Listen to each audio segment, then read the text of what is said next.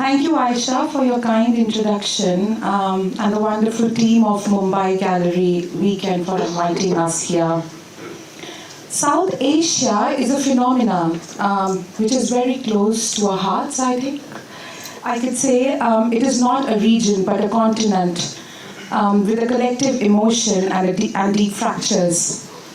As we unravel what it means to be from the global majority, we question what it means to be away from home.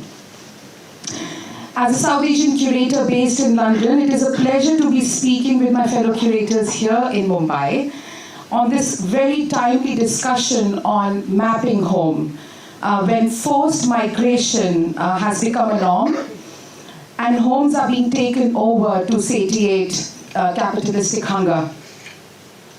We aim to feed in the answer to how, as creative practitioners, it becomes our responsibility to document the times we are living in through the scholarship and inclusion. These are also the times when the existing gaps are being widened, and through this conversation, we'd like to address the role of institutions through curatorial voices, who holds the agency to represent all these concerns. I'd like to start this conversation by, of course, welcoming our panelists and asking this one question while we, of course, talk about their practice, which they will introduce us with. Ekow, who's a curator, who's an author, a broadcaster, doing work which is being seen by global majority around the world. Also has been a part of Black arts movement for a long time. Ekow, could you also tell us what does home mean within your practice? And how has that meaning shifted over time, particularly in relation to West Africa and its diaspora as a whole? And of course, please introduce your practice to our audience. Thank you very much, Manmeet, and thank you all for being here this morning. Yeah, this question of home, I think, is an interesting one. It's one I've wrestled with. It's one I've tried to explore pretty much all my life, in all my working life, maybe all my life. In simple terms, that my background is I was born in Britain, my parents come from Ghana in West Africa.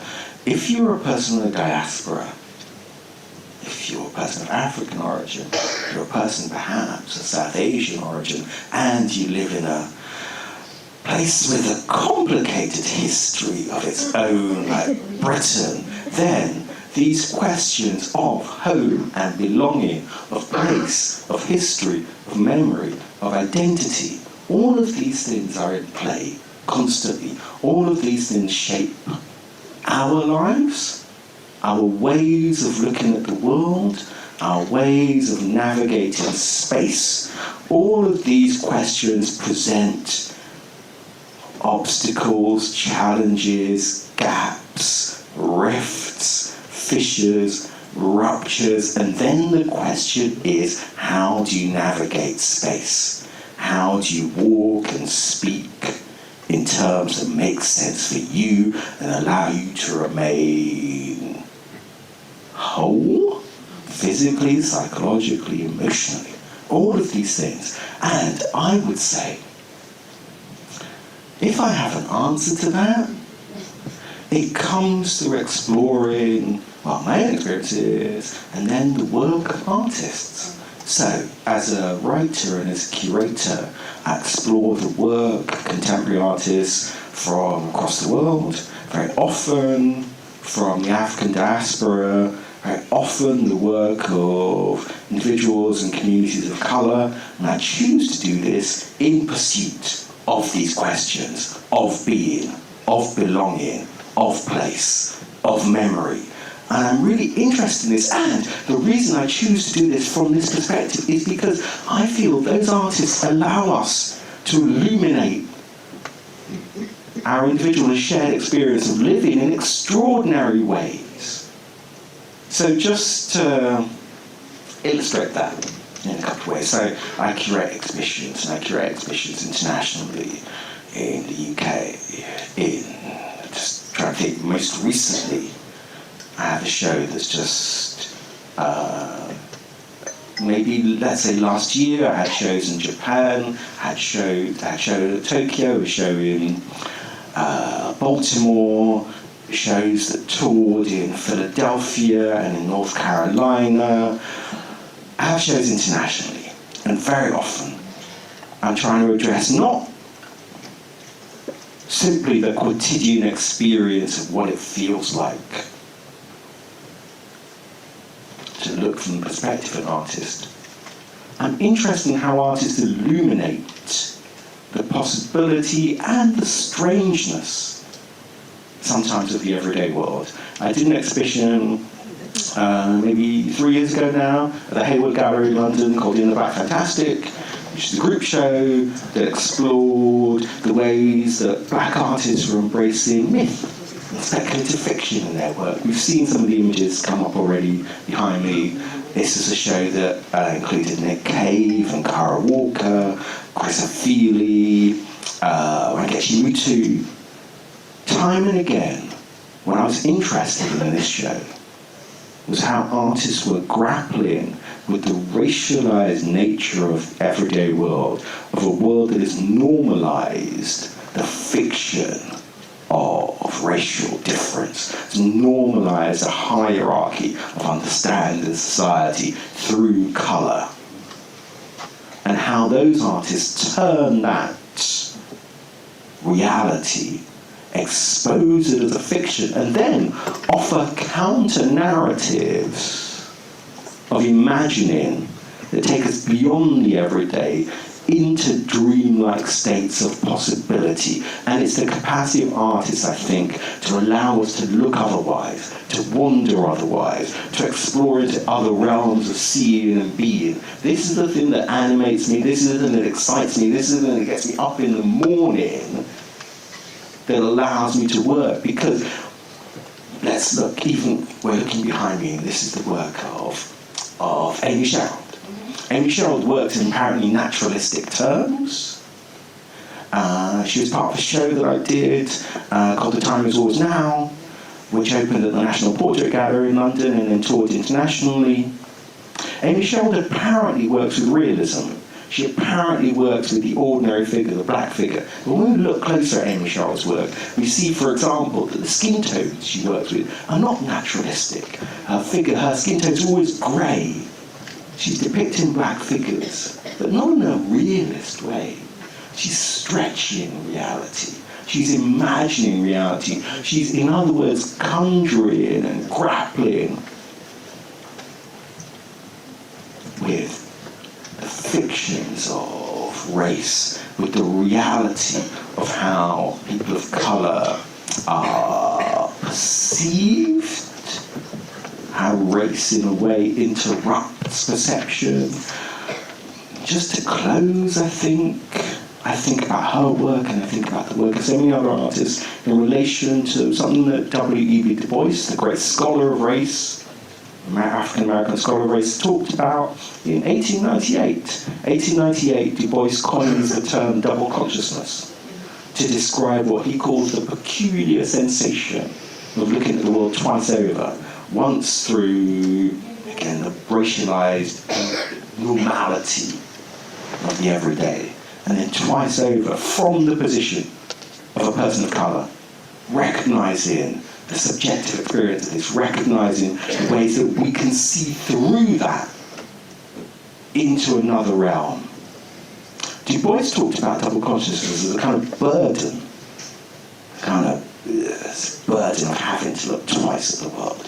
I see this as an invitation for artists and for us in general to be able to discourse on more than one level at the same time. So a picture seems to say something, but its worth and its wonder is that it introduces us to other ways of seeing. This, I think, is the animating principle which I try to work from. Artists can invite us to look further, to look deeper, to look beyond, and that in terms of working with them and creating shows from that, we create sites of possibility for further imagining. home then perhaps is not necessarily where we come from, but perhaps where we choose to belong, where we're at, where we choose to gather. Home perhaps can even be here right now. Thank you.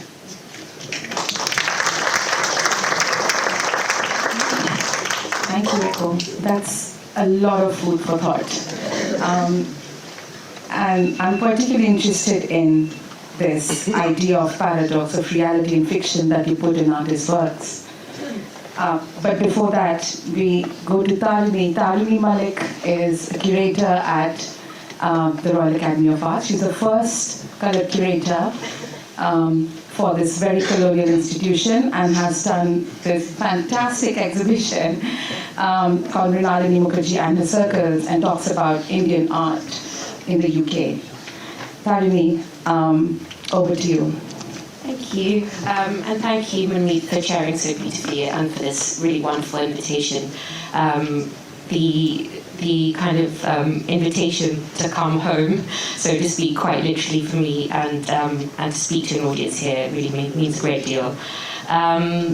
So home. Actually, it's hard to pick up from that incredibly beautiful invocation, Ekow, but to kind of pick up on one of the last things you said, home to me is about the kind of matrix around what we understand belonging to be. And that's really it at its nucleus, because I was also born here, but spent my childhood in Southern Africa and then my schooling in the UK, and as a young person, as a teenager, that evolved to become my home professionally in terms of the community that I found. And it's been a complicated one, because, to say I belong to a city, but don't feel like I belong to that country, and also to kind of have my roots elsewhere, not in India, is also complicated. So home for me has always, I suppose, been transient, and that search for home and that search for belonging, I think, as a person of colour, but as someone who's Indian, who's part of a community of the global South too, is unavoidable. It's just unavoidable. It's what you wear in your being. It's the matrix of your DNA. It's who you are. It's constant and it's ongoing. And so, I'm someone in my practice who I suppose over the last 15 years have worked in different iterations of different kinds of institutions. And for me, that has been important because the kind of the search for belonging is one that is ultimately kind of complexified and defined by a power dynamic and by the kind of ongoing work that needs to be done in terms of inclusion and who is included in the room, who's included in the conversation, and who you speak to. So a lot of the work that I do and is in service to artists, but also is very much about how artists and artists' work really is about the structural and is about structural change. And sometimes I'm kind of overridden by a sense of guilt because I use artists very much. I use the projects that I do to think about working practice and to think about structural change and what I believe institutions should be for. We elevate institutions a lot. I'm guilty of it right now in terms of what I'm talking about, but institutions are really just a collective of people in one place at any given time. That's all an institution is. This is an institution, this group of people is an institution, we are all institutions in our bodies are institutions. And so I'm driven, I suppose, by an ambition, an anger, a passion, a drive that collective of people can look different, can be different, can think different, can feel differently, and have different experiences. So the projects that I do in institutions, they have come with fight, and they've come with challenge and they've come with drive. But they have really ultimately been about just in a sheer gratitude I have for the privilege that we all have to work with artists and thinkers and creatives who teach us, as you said, about different ways of seeing and existing in the world. My career has really been centered in London, and so I have been taught by and inspired by that diaspora in London, very, very much so. I truly believe in the legacies that artists create and in the ripple effect of gestures and actions. One action can lend to me, as you kind of so openly said, which I just love, being the first and it's somewhere, if I believe in action, no matter how small, at any level, because I think that's how things grow and how they develop. So for me, everything is about home. Everything is about belonging, and as you said, everything is about community. Really.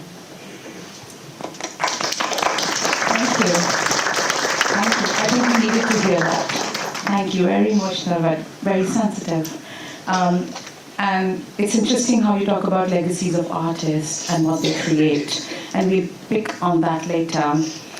But we have with us Beatriz, who's a curator, researcher, and he has previously worked with Tate. Beatriz, over to you. Thank you, Manmeet. And thank you to everyone who's here, and thank you to everyone who's sitting here alongside me on stage. It's a great privilege to be here today. Again, I think for me, just this concept of a home is a very, how to define it? That's the thing precisely. I think you can't define it. I don't think it actually has a definition. It has a plural definition, and I think it's something that is ever changing. I think it's something that we are always revisiting, and I think the way that I see it, it's something that I sort of constantly am negotiating on a personal level, on a curatorial level, and I think actually maybe also what I wanted to discuss is on an institutional level. So as we've been sharing a little bit of ourselves, I'm from Latin America, so I'm from the global south. I have been in the UK for close to 20 years, and I'm a curator that specializes in art from the global south, and I have a particular focus on modern and contemporary art from South Asia and the Himalayas. So in that respect, home is almost less about origin and more about relation. Relation to place, relation to peoples, relation to different art histories. And I have worked for about 15 years in different institutions in the UK. And I can't help but think of them, so it's a slight shift from what we've been discussing, but I can't help but think of the idea of home and the idea of the institution. Of course, there's a very literal sense to that, because especially some of these institutions, particularly in the context of London, I've worked in the British Museum, V&A, Tate. These are all part of a national collection. And this collection essentially is not a collection that will be, of course it's loaned, but it's not going to be sort of sold or sort of disassembled once it's assembled. So these institutions literally become homes and repositories for art. And I think this is something quite interesting to think about, especially in the context of contemporary art, because sometimes in contemporary art we think more of the immediacy. We're working directly with the artist, which of course really informs our practice and really informs the direction of our projects. But of course what is contemporary now will be historical in the future, and we have to think about these homes as these literal spaces that hold the art, that hold these histories, that define how some narratives are basically captured and presented and represented. And I think this is really important. So for me, there's almost this dual aspect of an institution as a literal home and the care that it needs to provide for these materials going forward, but also as kind of the the home that has defined narratives and that has defined how we understand different global art histories. They're the ones that have been given validation to certain art histories over certain other art histories. And I think now, and I certainly experienced that in my last few years at Take Modern. So I used to hold curatorial responsibility for the South Asian materials. So I did the South Asia strategy. I was very focused on acquisitions, displays, exhibitions, some of which you can see on the screen. And you can see a shift in what's happening, but I think it's about sort of readdressing that responsibility. Of course, as curators, we do that. We do it engaging with the artists, with the broader community, with the art practitioners.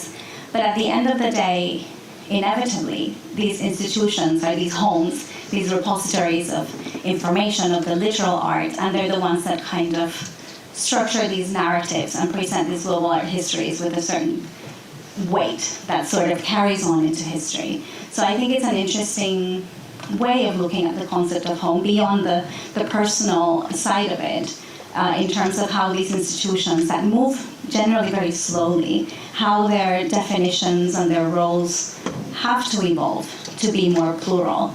And I think many times we can have these wonderful conversations and we can address it, and in more immediate context we can do it, but institutions move very slow. So it's almost about thinking, again, this notion of home that is ever evolving, that is always being negotiated. How is that being negotiated in that context as well? Thank you. Thank you. I think I want to pick up on this idea of home being moved from personal to personnel. But moving on to Ekow, and before we actually get back to your own practices, because Ekow, you've been part of Black Arts Movement, you've seen UK changing in these years, and how the struggles have been so pertinent within the diaspora and in the UK, and the connections with their own so-called sense of belonging. As much as we see the change happening, which you just said is slow, and yet long way to go. We've been discussing about it. What does it mean to you to be connected to Ghana as a question with the idea of home and belonging in your exhibition, especially The Time Is Now, which is about resilience, belonging, acceptance, and also connecting different dots around the world which are asking these questions about fractures. And fractures are very different when we look at the region and the UK or the West. How do we kind of join those dots when both the sides are not ready to understand each other in a certain way, and we are very much detached with the realities? Thank you. I mean, that's an interesting, complex question. Look, I would suggest that the role of art, the role of artists, is not to explain, it's to offer a way of seeing that allows us both to critique and to imagine more. I think it was Glissant, Edouard Glissant, Martinican poet, philosopher and writer. Glissant talked about the role, he said that for him one of the role of artists and writers is to offer a landscape of imagining to repair some of the ruptures of essentially colonial histories. You know, these histories that we inherit as individuals, that artists work with, that we work with as peoples of colour, the global south, these histories, I mean, they're kind of incredible and crazy. The ruptures, the violence, the dispossession, histories of extraction of land, exploitation of people. This is our heritage. Do you know, with all the horror involved in that, and yet then, the thing I stand in awe of is the capacity of artists to reach towards a beauty through these, in acknowledgement of these histories, not in retreat from them, but in a grappling with them and a recognition that we, as a consequence of inheriting those paths, of this is our birthright,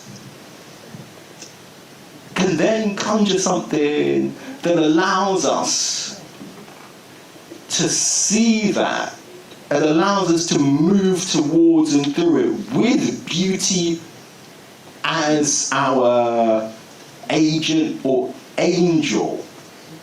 And this is some of the work, this is the sustaining aspect of the practice. I think all of these images we saw, it's kind of dazzling. You want to stand beside, in front of, with the work, because it can fill you up. The work of curators to create these spaces where we can engage with the work, where audiences can come through, can see themselves, see other versions of themselves, other versions of the world, can live with that history, not just in terms of how it's handed down to us, but live with that history in a recognition that we can then tell stories about how we live, what our role has been, and then how we might live further, how we might speak more clearly, how we might imagine the world with yet more clarity. None of this is fixed. And the great inspiration I take is that every artist or every writer, you begin with a blank canvas, with a blank page. You begin with a writing again of our presence in the world. And that seems to be a great thing. Thank you. Yes, 100%. And also that reminds me of Faiz Ahmed Faiz's essay that talks about role of artists and how we bear the burden of witnessing the time that we live in. And that's exactly what you're talking about. Tarini, would you want to say anything on this? Because you are playing this role where you're getting these really legends from, India to be showing in the UK. And this is the first exhibition that shows such important artists of India. So would you be wanting to feed into this idea of, detachment, but also the connections that we're talking about? Yeah, I mean, it's been an incredible journey, and one that I think has taught me not just a lot about the ecology here and ways of working, and just the sheer breadth of plurality of thinking, of critical thinking, which I know sounds like an incredibly naive thing to say, but when you are trying to traverse new grounds within an organization that has very purposefully been reticent, I think that's the thing. These things, they don't just happen because one person comes in and says, I want to do this. They very, very much happen because of the sustained, continued effort, both inside, outside, up, down, and every which way around, of many people over time, over years, over decades. So, any work that I've done is just one cog in a very, very, very big system that's constantly adapting and constantly changing. I think, the exhibition that you're referring to, which is on right now at the Royal Academy, is one of two projects, and that's the other thing, is that, quite often in our roles, and I'm sure you find this as well, Beatriz, and you as well, I'm sure many people can relate to this, we quite often get asked, oh, it's so fantastic that we're seeing so many of these kinds of exhibitions now. One of the kind of main points of discussion in the UK arts press over the last couple of months is, isn't it amazing how many South Asian shows we're seeing now? As if exactly. As you just say, it's a moment. It's a moment of South Asia, which is so humiliating. And it's really important to. Sorry, Yeah. You three, you've done almost all of those shows. Yeah. It's not a coincidence. Yeah. It's your work. Absolutely. Absolutely. But it's also your work. As in, like, it's all connected within this tangled web of gesture and action, really. That's what I mean. It's South Asia is not disconnected to the work of the black diaspora, or black artists, to the timeless now, to black fantastic. It's very much enmeshed within this activity, and also within what's been happening here. And that's, especially prevalent in the context in which we're all invited, which is Mumbai Gallery Weekend, and to see the work of incredible organizations, young and established, of artists, of thinkers, of creatives. All of this is cause and effect. All of this is a ripple into something else. This show, and at the risk of sounding kind of mushy or cheesy, but this show is really not possible had the work not happened at home. And of course it's delayed. It's centuries delayed, actually. It's millennia delayed. It's delayed. And it's just one very, very small short story within many, many, many stories that need to be told. And the ways that I think about exhibition making are very much about trying to think about the sustainability of those actions. How can you push the dial enough, not just in terms of who you're representing in those spaces, those walls, but how can you at least try to confront and therefore hopefully to change mindset and the ways of approaching things. Of course, an exhibition like this, it's so kind of strangely termed, a story of South Asian art, which sounds horribly general and but that is because of the context, and that is because of the hundreds of other people that I work with, that I have to, at different levels, try and get to understand, why these stories are so profound and actually touch so many of us, more so than the stuff that we tend to see year by year. So everything is strategic, actually, and everything is about a kind of forward motion.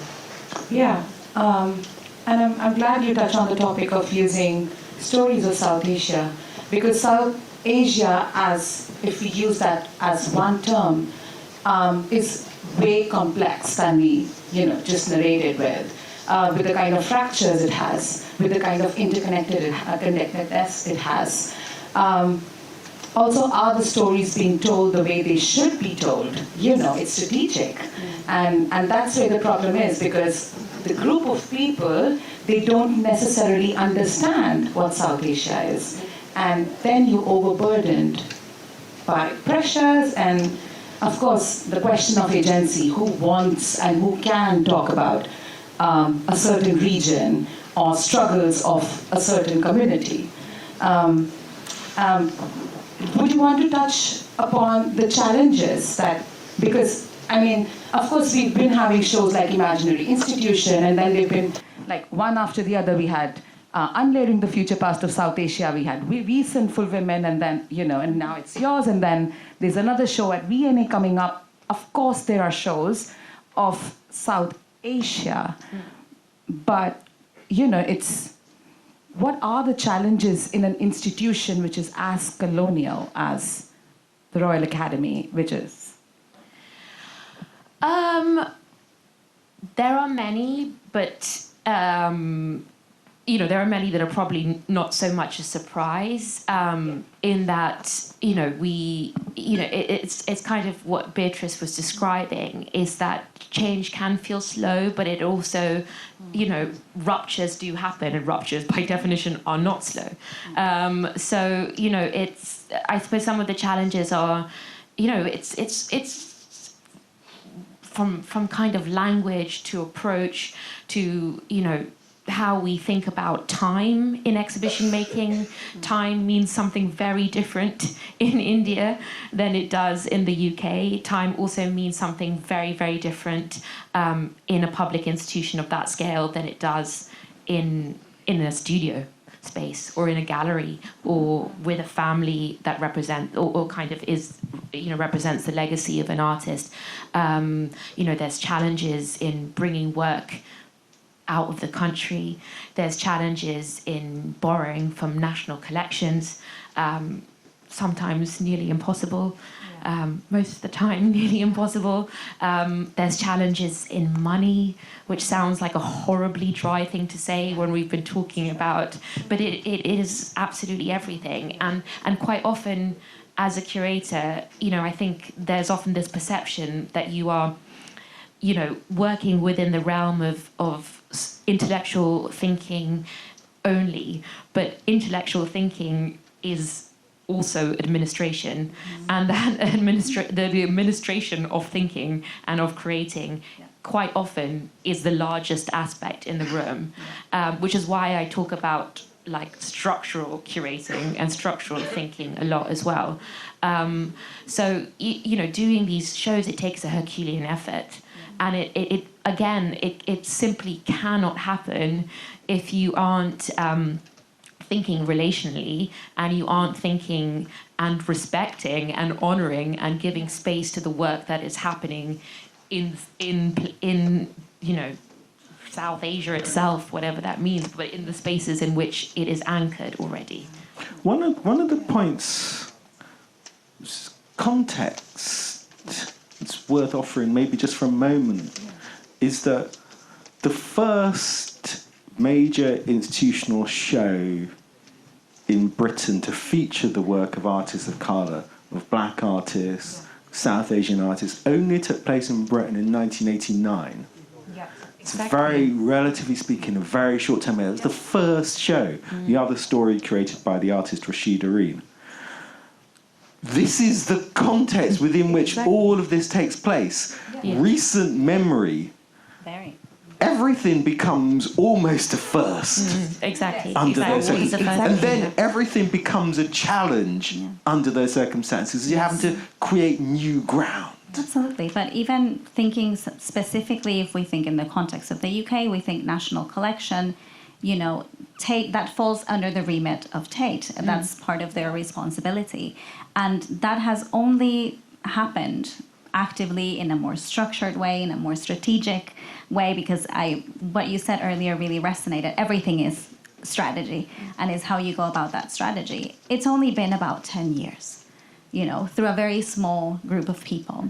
So it is an absolutely mammoth task to try and find responsible ways of representing South Asia and what histories, what peoples, what languages, what artistic practices you're basically being able to capture with limited funds, with limited time, with limited staff capacity, with limited storage. There's a lot to negotiate sort of backstage to then put together a strategy that is actually deliverable, because you also need to do justice to the artists that you're working with, because you're engaging in conversation, you're engaging with estates, you're engaging with galleries, a really broad community of cultural practitioners, and you want to get those voices across, but you have these really clear limitations or parameters that you're constantly having to negotiate. And it's this very strong, careful balancing act where you always have to start almost by giving a disclaimer that you cannot be comprehensive. It's like you're aware that you cannot be comprehensive, and you're also aware that you have to present things in a very accessible way, because then you're looking at museums that have millions of international visitors, and you really need to find the right language, the right artworks by certain artists. So sometimes it's not even the most obvious choices by certain artists, the ones that you might acquire, but maybe there's a work there that has different histories embedded, and it allows you a whole range of different sort of display possibilities. But it's how you think about bringing those artworks onto the wall, fighting for the space on the wall for them, thinking very carefully in a limited amount of text what you put out there. And also, there's this exercise of zooming in and zooming out. So you have to be constantly in that dialogue and that communication, have a very active bridge between what you're doing, in our case in London, and what's happening in South Asia, because sometimes they can be very different things. And it's very important to have that connectivity and become a bridge to present what's actually happening. But there's also an interesting moment of how to carefully zoom out. And then it's about how you can display, in this case, South Asian art in conversation, for example, with art from Latin America or art from Africa. And then you really start to decenter some of these art histories. And then you have other possibilities, essentially, to level them all at the same place, right? So you can sort of detach them somewhat from a very Eurocentric or North America-centric framework and styles that have also very much influenced Western European, North American art, and really start looking at other points of connectivity across really the whole of the global South. Yeah. Thank you. That raises a lot of points to be talking about mapping. Also the idea of representation. If you're talking about representation, what is the right representation? And these challenges actually make everything a million times more difficult for us. And that's why we say the good is yet to come. It's a journey that I think we've all embarked on. But I don't think I would want anyone to say it's a moment, because we've just begun. Yeah. Representation isn't a numbers game. Representation isn't, we've got this show and it's got so many works in it, and so we can stand back and applaud. Representation is to do with the quality of engagement one offers through that. It's the world we see. It's hopefully the understanding, the awareness, the engagement that work can offer into some of these larger questions about being, about belonging, place, history, memory. The work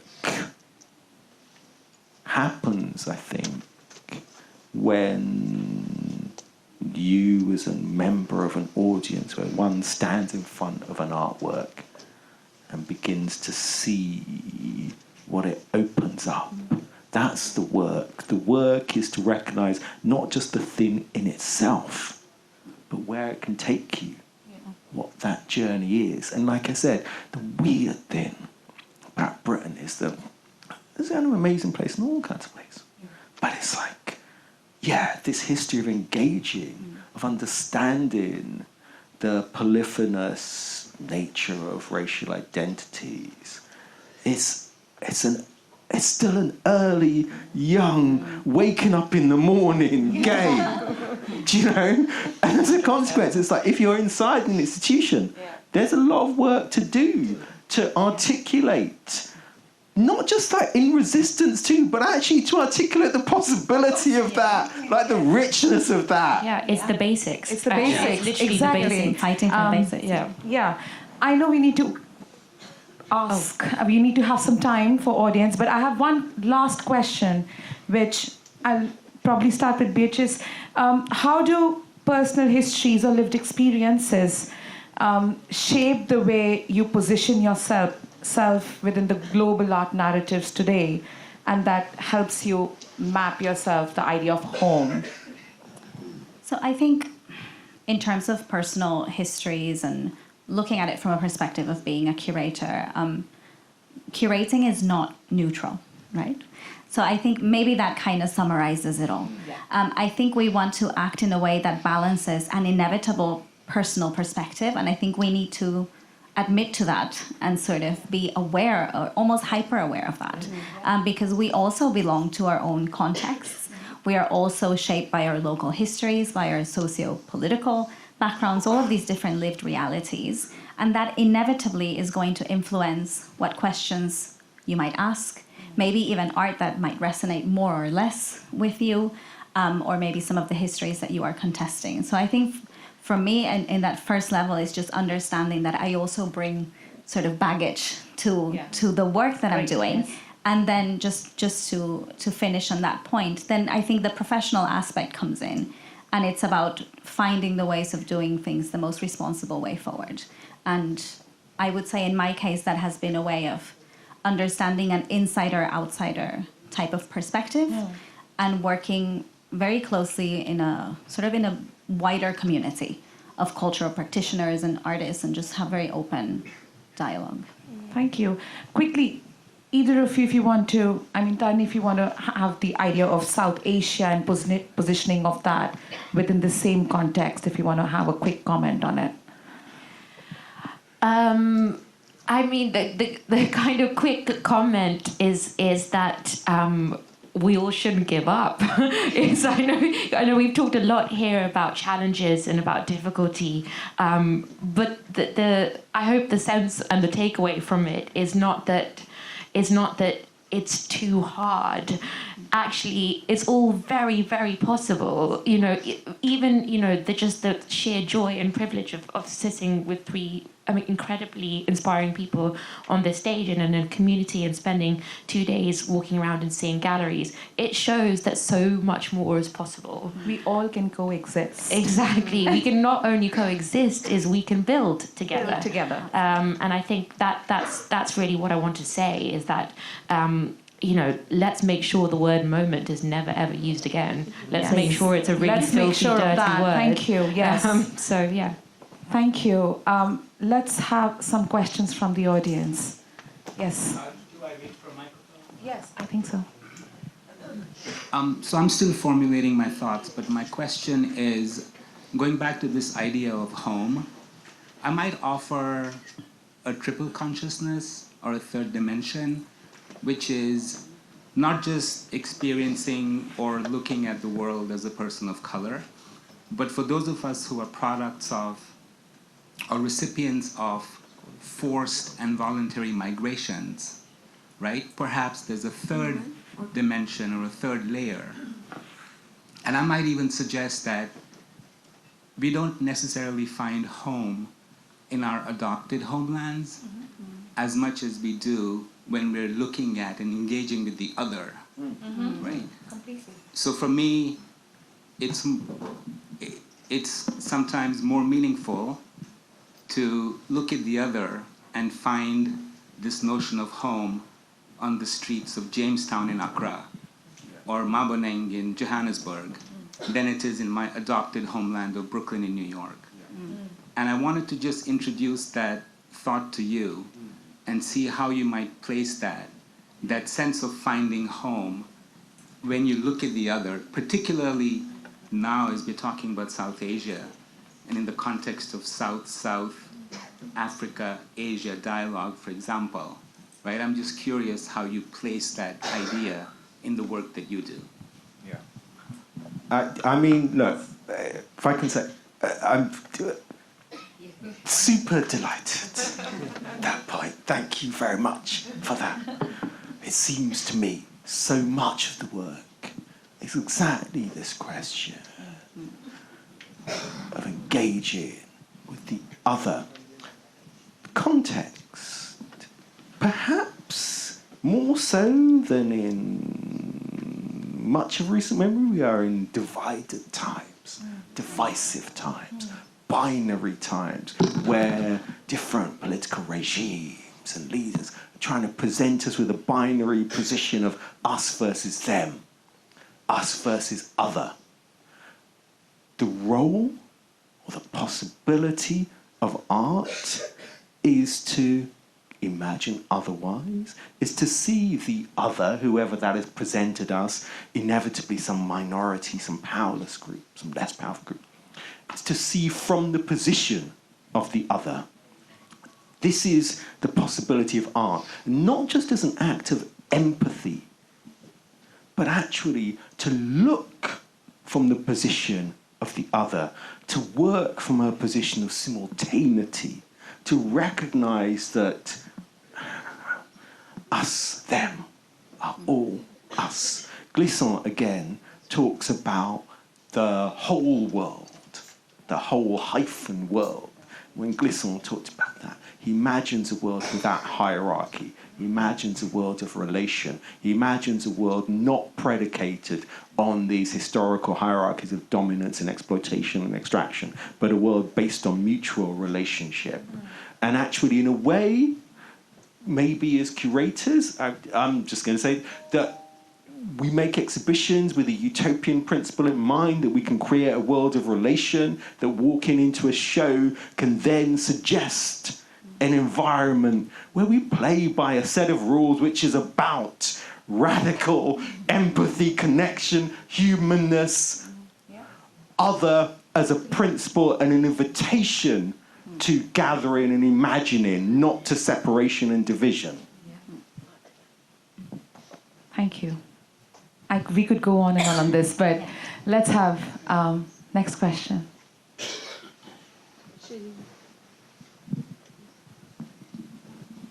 Okay, so my question is a long one. So what are you doing to curate the art of the first generation of the South Asian diaspora, following the software revolution, because that's where the money is, and their children are increasingly engaging in the liberal arts. And so again, what are you doing to curate that?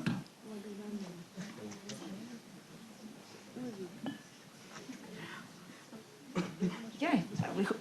Is it to anyone can answer it? Is it for a particular curator? I think it's for all of y'all, because in the last 30 years, we have not known colonialism. We've kind of known world-class leadership, changed the world. So the next generation is full of self-confidence, right? They don't need to remember the horrid past. Tarini, would you like to take that? Yeah, I mean, I'm not sure if you're speaking about a specific generational group of artists that you know, but the question of what am I doing is the one that I'm going to pick up on, because that probably makes more sense in this context. But I suppose, like, I'm really interested in, again, reflecting on what we've all been speaking about, is the possibilities that artists open up. So the artists that I have worked with and that I continue to go back to, and I say, like, not every project never has a period at the end of it. It's constantly blurring and bleeding into the next, and I'm constantly going back and referring to things that artists have said to me over a glass of wine, with their crates in their studio, over email, and it's constantly informing each other, but is really across different generations. You know, this show that's up at the Royal Academy now, it traces almost a century of art through to the contemporary day. It's about legacy, it's about friendship, it's about love, it's about relationship, it's about competitiveness, it's about animosity, it's about that bleed between different generations. You know, and I also have a practice which is very much working with artists that are also at relatively early stages of their career, that are mid-career, and artists that are more established. So what I'm doing is that, you know, there is so much in terms of curatorial practice that is complicated, because what you see is what is visible. But actually there are, you know, Hans Ulrich often talks about this, like the encyclopedia of kind of unrealized projects. Yes. Unrealized projects that are still there. You know, what you see is not necessarily always what I want to do. You know, I'm grateful for everything that I've done, because I fought for it, and every single thing means something to me. But there is still hundreds, if not thousands, of things that are at ongoing stages or different points of germination, that you revisit, that you try and revoke, that you try and bring to life again, that you try and fight for again. So it's very much ongoing. Thank you. Let's take one last question, please. Can we get the mic, please?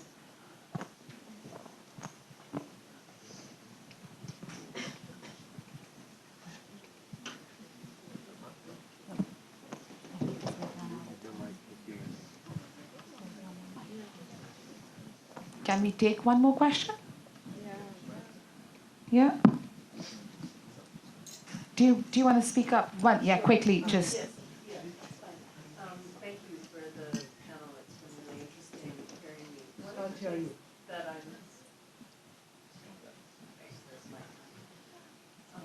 Thank you. One of the things that I'm interested in, and I think I was interested seeing the Black Fantastic Show slides, and also thinking about some of Koyo's exhibitions as well, on a kind of global Blackness, right? Which I think is a really interesting model.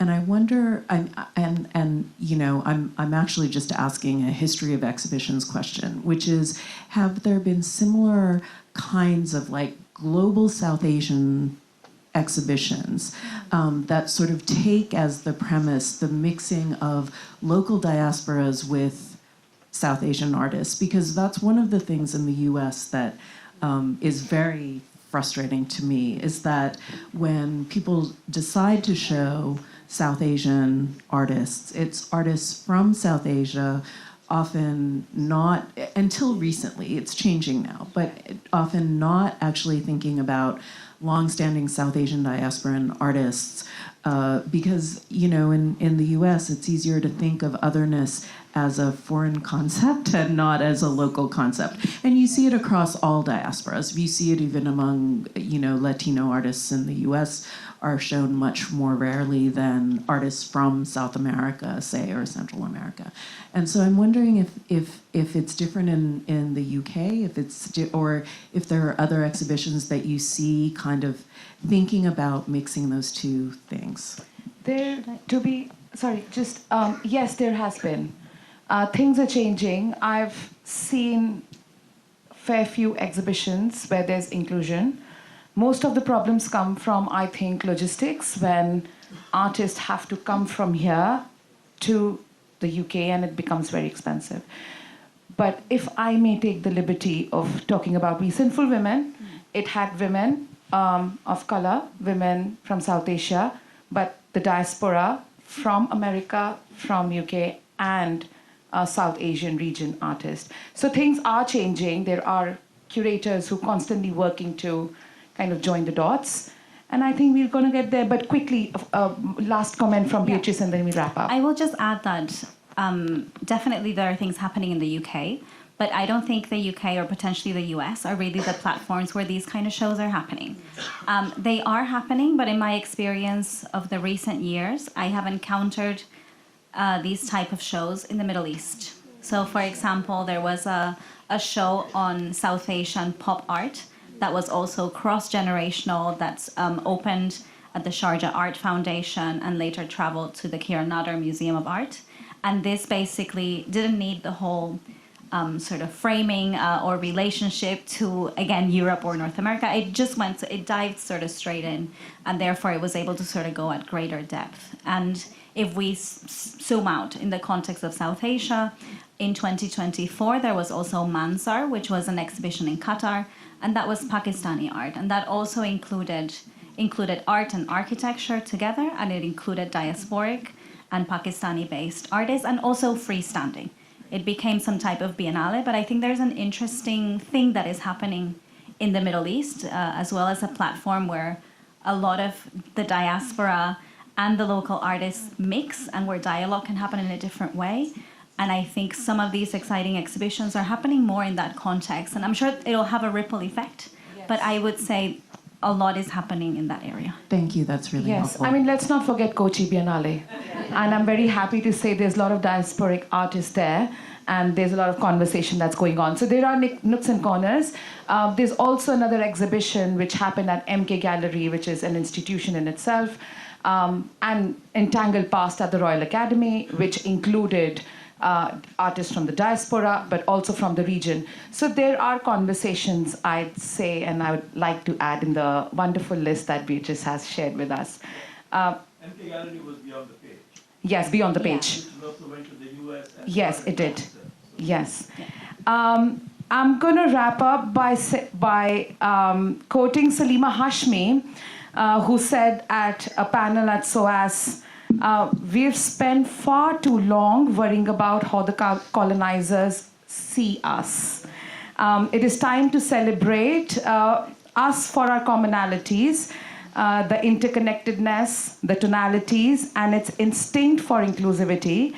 And seen this way, I think mapping home may become easier. On that note, thank you very much, Tarini, Ekow, and Beatriz. Thank you. And all the questions, and for all of you to be here. Thank you, Manmeet.